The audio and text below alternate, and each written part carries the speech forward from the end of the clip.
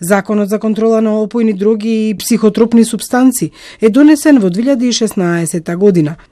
Применет во 2019, но најголем број од лиценците се издадени во 2021 и 2022 година. Токму една година подоцна почнува експанзијата на одгледување канабис, но не оној медицинскиот кој се одгледува во посебни услови на затворен простор, кој е исклучиво за медицински потреби и го откупуваат фармацевските компании, туку оној другиот кој може да се најде на улиците, кафулињата, шоповите за марихуана. Во декември 2023 година е направена најголемата трансформација во одгледувањето на канабисот.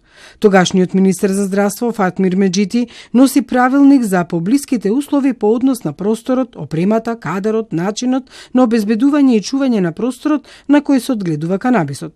Во членот 1 од овој нов правилник, Меджити навел дека се пропишуваат поблиските услови по однос на просторот на кој се одгледува канабисот. Клучната измена е во членот 2. Трета точка.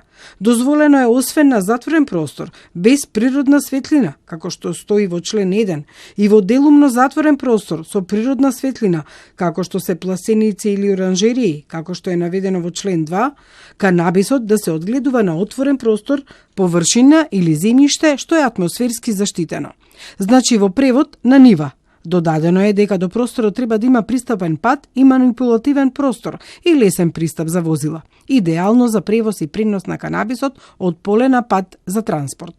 Со оваа измена е возможно да се одгледува канабисот на нива, а тој канабис според експертите не е квалитетен и не може да го откупуваат фармацевските компании, поостанува на црниот пазар или како марихуана или како неквалитетно масло кое се продава на црно. Од тука, според извори на КОД, големите количини необработен канабис, складиран во неколкуто лиценцирани фирми, каде имаше полициска рација, по количината на запленет канабис стаса до 40 тони. Една од тие фирми, која е формирана во пресрет на измените на правилникот кој дозволува одгледување канабис надвор, е Алфа Фарм, која е основана 2023, а добила лиценца за работа во април 2024.